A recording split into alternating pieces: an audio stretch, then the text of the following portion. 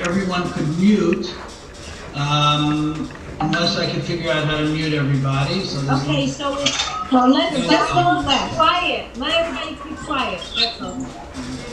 It's the bottom left-hand corner that you mute. Everybody can mute the bottom left-hand corner.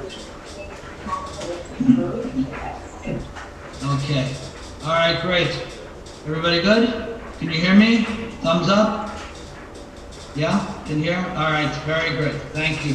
All right, first of all, I want to thank Sarah and Audrey for putting this together today. As usual, Sarah and Audrey have led with their hearts and their souls. As usual, at important times, they look for real connections, and it's in their zechut that we're learning today. So HaKadosh Baruch Hu to continue to bless them and all the good things that they do. Thank you. So, when these types of things happen, there's a lot to talk about. I want to frame today with one core message and one focus, and so let's begin. As when the history books are written about this time, many people believe that they're going to suggest that the last 100 years had a greater sense of God's overt presence in the world, involved in humanity overtly, than maybe at any other time in the previous 2,000 years. Meaning that over the last 100 years, we were able to see more of HaKadosh Baruch Hu in our lives than maybe was doable, was able to be seen for even 20 centuries before that. Then there are those who suggest, and I happen to agree with this one, that the last 10 years might be a period that show more of HaKadosh Baruch Hu's involvement, overt involvement in humanity, than the 90 years before that. So if we have the distinct privilege of living during this time period, it's important that we get the messages. This, what we're involved in now, is very, very new and very young.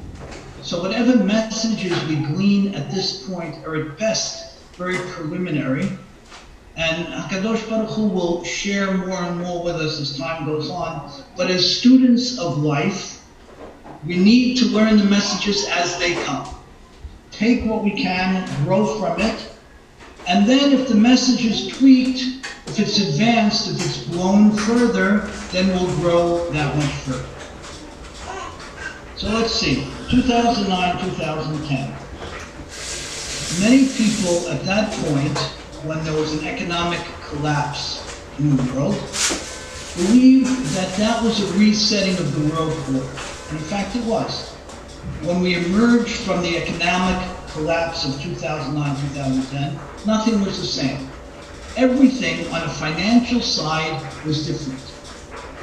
Those same people believe, and I think most of us do as well, that when we come out from this, the world order will be completely changed as well. Almost nothing will be the same.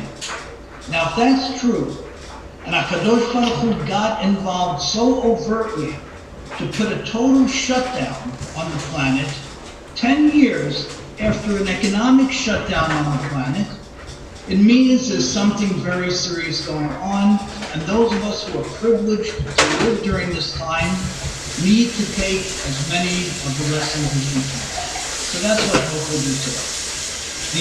The intention is to have a 3-part series, but each of the classes, today's primarily, will stand on its own. Should there be an interest and an opportunity to do a couple of more classes after this and to pick up the other points, we'll do that as well, God willing. So let's see. If we want to get a sense of this new world order and how it applies to us and the things we can build and we can grow from it for ourselves and our families, let's go back to the original world order. The original world order is fascinating, I think, in the context of what's going on now. HaKadosh Baruch Hu decides, Yahweh, to pull things out of this state, this unknown, unimaginable state called Reshit, to pull stuff out of there and to start to give it shape. And he takes the things that's more solid-like, and he calls that Aretz, or the earth.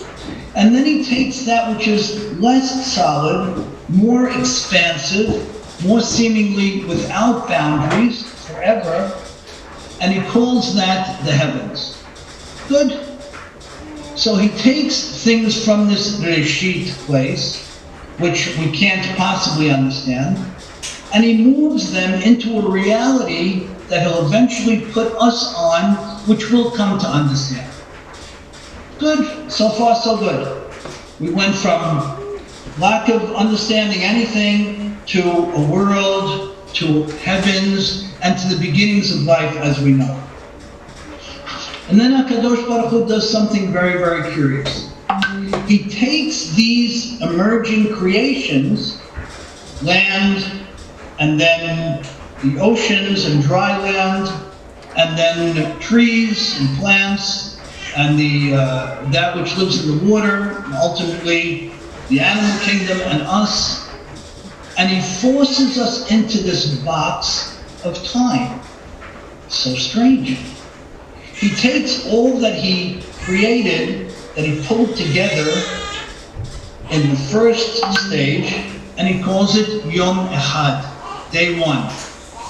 And then he takes everything from the next stage, and he calls it day two.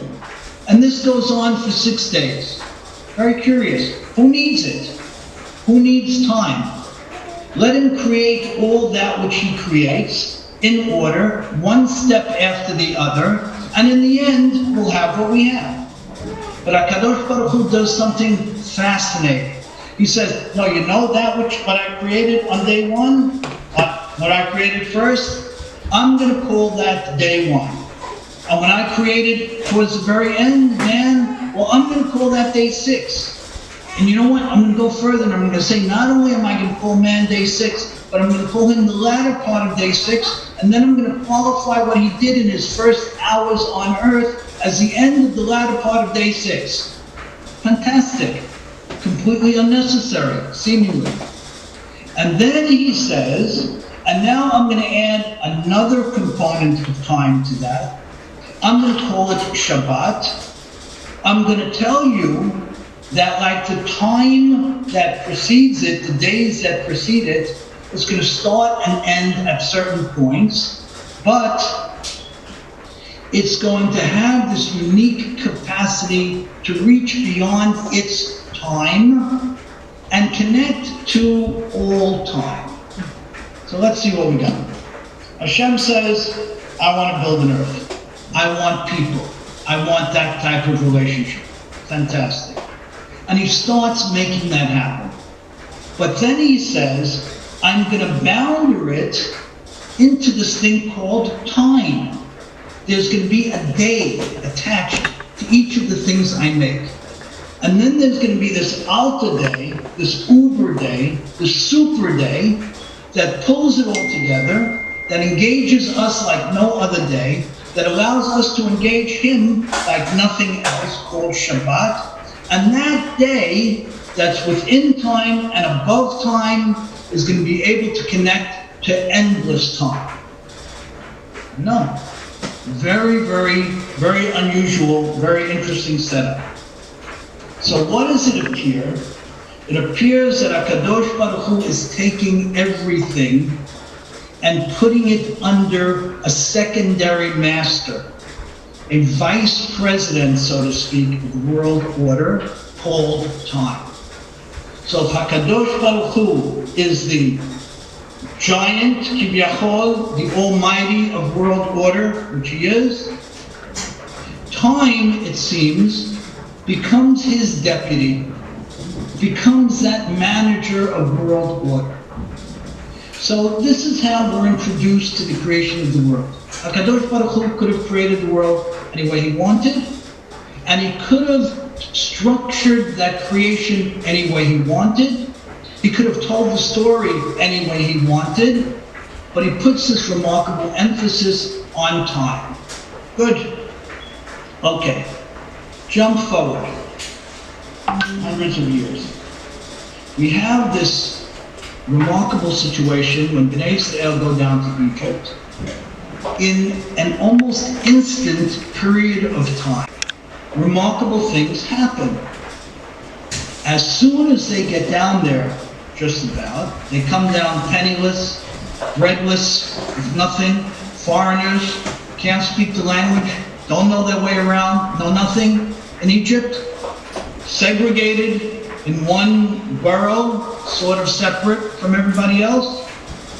And over time, the Torah tells us, Haru, Yishutsu, Yirbu, Yatzmu, B'mod Me'od, V'temalei ha'aretz otam. What happens? In almost no time at all, they proliferate, they dominate, they become intellectually superior, Yirbu, demographically superior, Yatzmu, Yishutsu. They start to take on economic power and prowess that's completely disproportionate to their size and strength. So what happens? HaKadosh Baruch Hu essentially squeezes time to enable the Jewish people to become masters in a tiny portion of time. To the extent where Paro at one point says, you know what? If I don't check these guys, in a short period of time, they'll have the opportunity to connect to any outside enemy that may approach them and take over the whole country. A minority, here a short period of time, the oldest empire, or one of the oldest empires in the world, has already risen to a point where they can take over in a tiny period of time. And then HaKadosh Baruch Hu in his great wisdom says, not going to work this way. We have to change things dramatically for the Jewish people in order to move them and the entire world forward. So what does he do?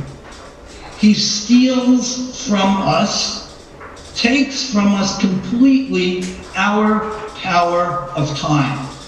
Overnight, HaKadosh Baruch Hu takes our remarkably powerful people in Egypt and makes us slaves. And what's the halachic distinction of a slave? That person has absolutely no control over his time. So here we go.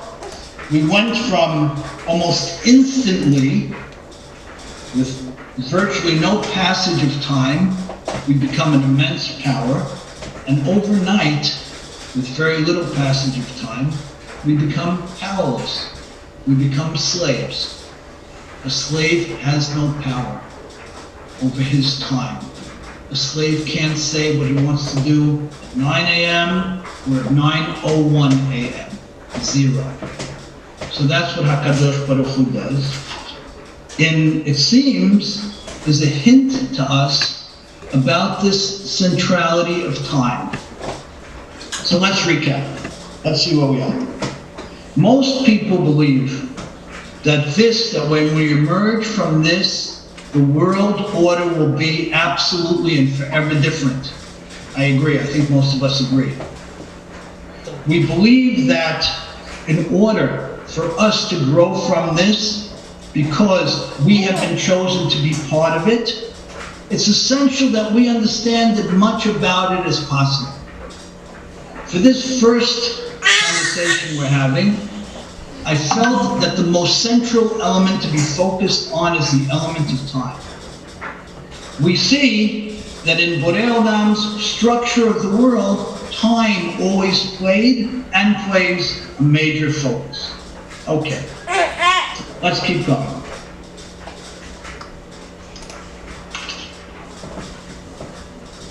When HaKadosh Baruch Hu calls out to the Jewish people, and he says it's time for the slavery to end, he does a remarkable thing. He empowers us with the mastery of time. This is something we talked about to a certain extent in the Larchwood Synagogue a few weeks ago, and by Michael Silverman, the Silverman family Minyan. I'm going to expand on it here.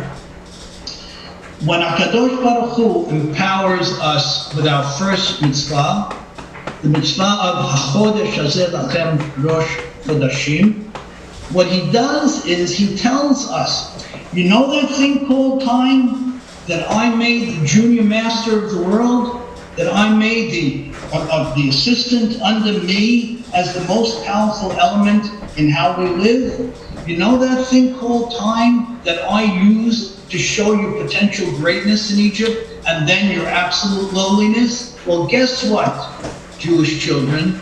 I'm going to give you time as your tool. I'm going to make you, the Jewish people, the masters of time. What do you mean? Yeah. In fact, I'm going to take this superpower called time, as we said, with which was couched all of creation and a very important part of the development of who we are, and I'm going to let you guys have a remarkable amount of control over this thing called time. How is that? Let's see. Let's say someone has an hour in their day. Let's say now from 1 to 1:45 or 2 o'clock in the afternoon, right? As an hour in their day. That time can be passed, and then the time would have gone, or the time can be spent like we're spending it, learning Torah, in which case this hour of learning becomes multiples of power and effectiveness. The hour of learning isn't limited to the time slot from 1 to 2 p.m. It becomes forever mine as a person who is able to learn Torah during this time. It shapes me. It shapes the people around me. It shapes my thought processes. It shapes my children. It shapes and frames my forever, who I will be at the end of 120 years.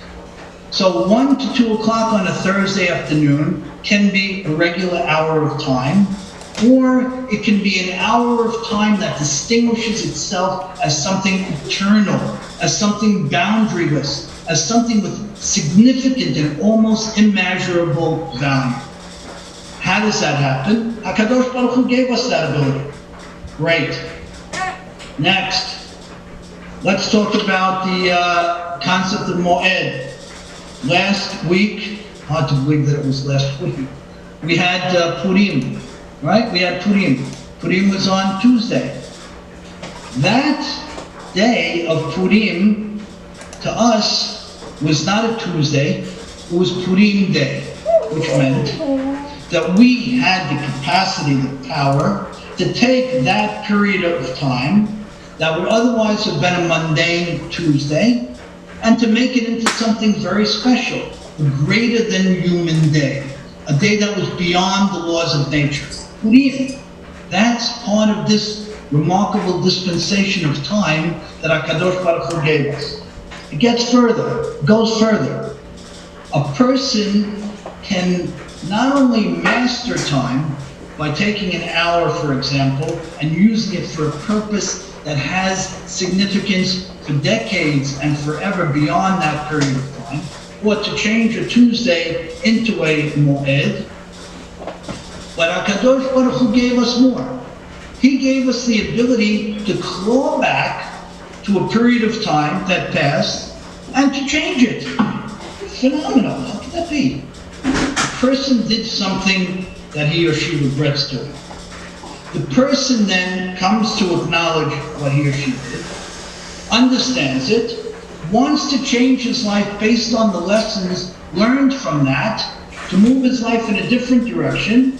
So he stands before himself and HaKadosh Baruch Hu and says, you know what I did 3 years ago on Wednesday at 4 o'clock? I wasn't happy with that.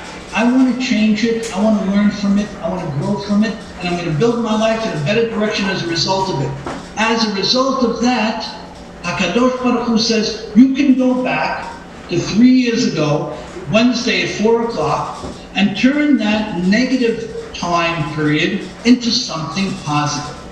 Incredible. the power we have over time. Then HaKadosh Baruch Hu goes one step further, and there's more to talk about on this level, but we're going to move after this to the other piece. HaKadosh Baruch Hu goes one step further, and he says that you not only have the time to turn an hour a day into an everlasting contribution to your life, you don't only have the ability to take a Tuesday or a Wednesday and turn it into a day that's beyond the laws of nature. You don't only have the capacity to change time by going ahead and making teshuvah about something and therefore recasting that time completely, but you have the ability through your actions to buy yourself eternity. In this human being, in your limited physical time-bounded life, have the ability to build yourself to a level where you will enjoy endless time when that time comes. So a person bounded by time can act and build himself to enjoy timelessness. Olam haba. Spectacular. So HaKadosh Baruch Hu built the world structured in time. Things begin, they end, they cease, they continue. But then he said, to my people, to the Jewish people, I'm going to allow you to break through the boundaries of time, the mechanics of time. And I'm going to give you this remarkable capacity to do and to achieve. Good. So let's see. Here we are. 10 years ago, we had the biggest economic upheaval in the world since the Great Depression. Thank God the world became better as a result of that. There was a massive, massive restructuring. This is infinitely more significant than that. And there'll be a much more massive restructuring of world order as a result of what's going on now. And where does it come right at us? And here's what we're going to zero in primarily for today. Where does it come right at us? Our time as we knew it, as we spent it, as we planned it, everything that was built into the time of our days has been completely gutted. We can't work, we can barely shop, we can't travel, we can't socialize, we can't go to synagogue. Just about everything that one way or the other was part of our time, that made up the times of our day and our nights, is no longer doable. So now you gotta say, wow, look at this. HaKadosh Baruch Hu forced creation into a context of time. He shaped the Jewish people by throwing them in abundance in an almost timeless way, in an infinitely little time period, and then took an extended period to steal time back from them when they became enslaved. And now for us, who have everything in our fingertips, whose time was very full, whose days were planned, from our praying time, our learning time, our business time, our family time, all the time, our vacation time, all the time, gone, stopped. HaKadosh Baruch Hu Kivyachol is stopping the world short and taking us back to a period where time has to be re-understood, where time has to be reconsidered. And I believe that this, if not the most important message, is certainly one of them. It's, I know for most of us, one of the most unsettling things is that all of those things that we led to believe would protect us in life can't. Our money, our positions in the community, the security we've built up, whatever we have around us that we felt were our protectors, our safeguarders, have been pretty much peeled away. And where we are right now is standing without any of those protectors, facing an altogether new reality. So, how do we take this very loud, loving message of Borei Olam? This is messages truly and only those of love. And I'll tell you, you know what? Many of us are not kids anymore. We're growing, and some of us are parents, and some of us grandparents. And I think most of us can say that the time periods, the more challenging time periods, in retrospect, after growing and learning and reflecting, were gifts. And I have no doubt that this is a gift as well. It's not always pleasant. Sometimes they're painful. Sometimes you have to cry to understand the gift. And you have to become raw and stay raw for an extended period of time in order to absorb the gift. This is clearly a gift. What is the opposite of this is when HaKadosh Baruch Hu ignores us, leaves us, hides himself from us. This is the absolute antithesis of that. This is HaKadosh Baruch Hu stomping on the ground, screaming and saying, you know what, guys? Working really well. This is very good. Can you hear me? No? Yeah, I can hear you. Yes, Ricky, we can hear you. you. We can't see you. We can't see you. Can't see me yet. Now we can. Okay. All right. Okay.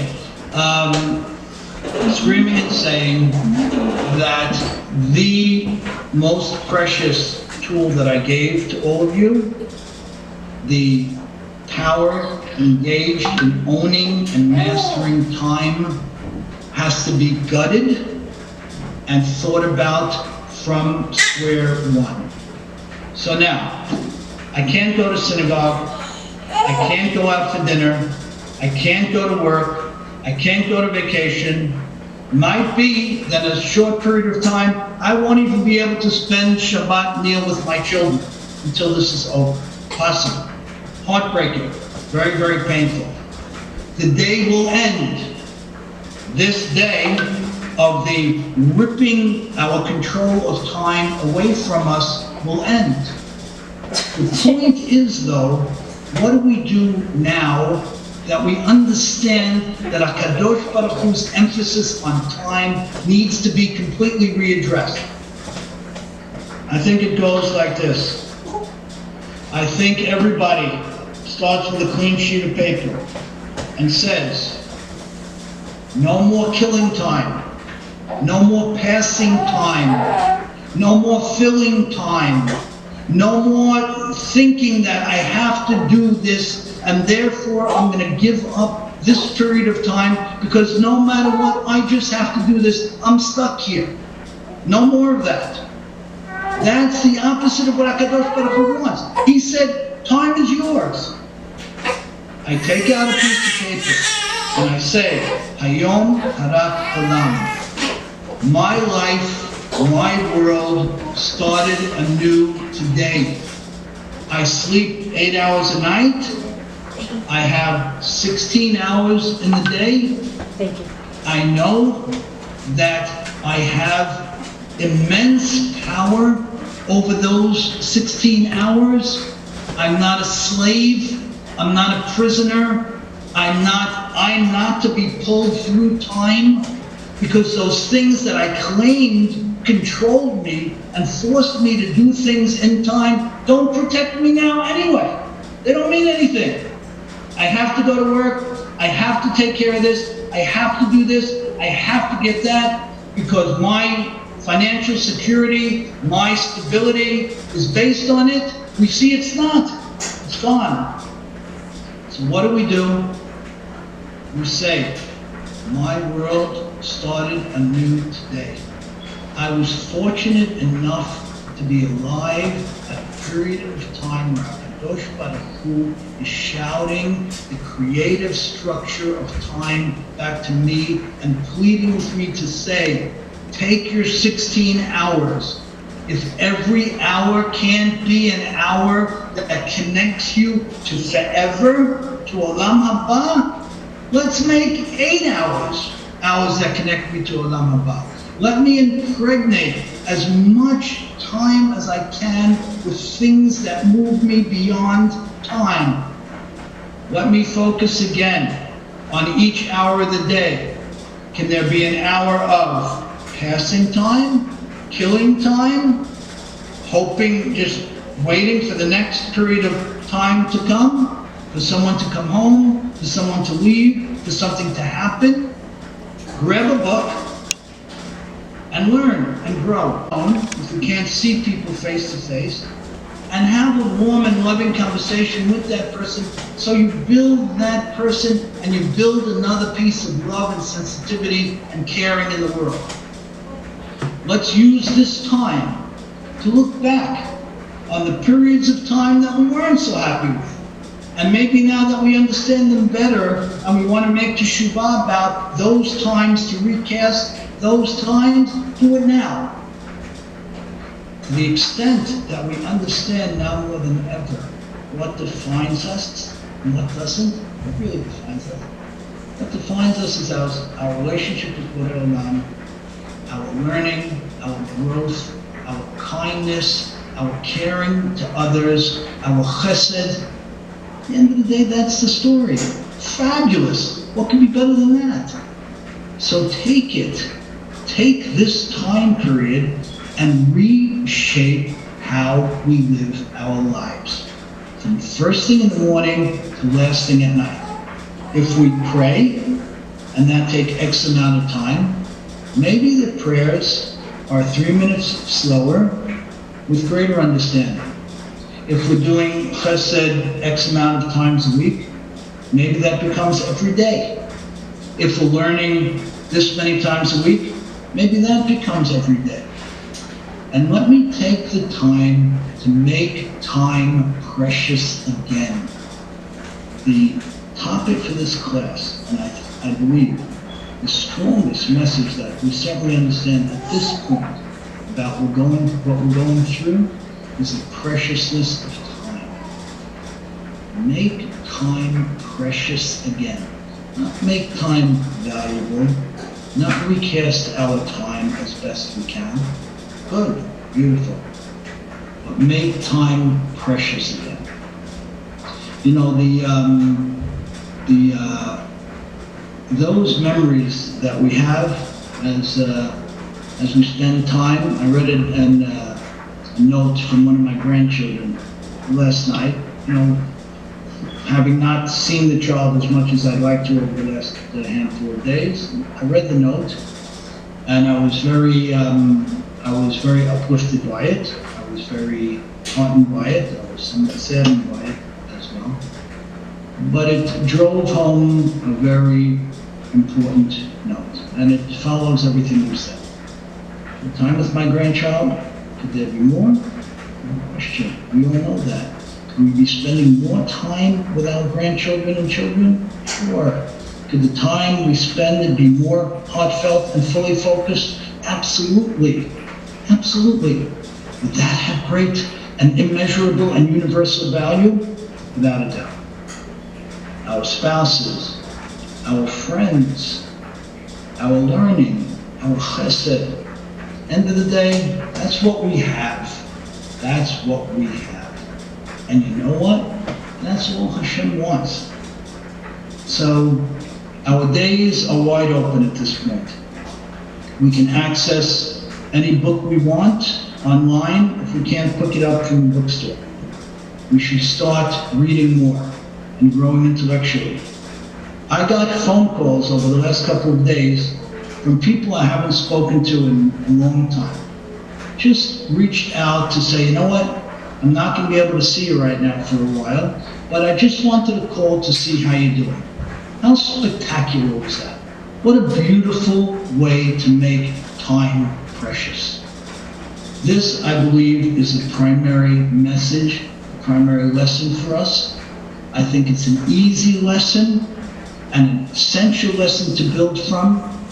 And I think if we go with the perspective, with the slogan of make time precious again, we will grow immeasurably from this, and good things will happen from this. Again, I want to thank my dear friends, all of you who joined, for your kindness.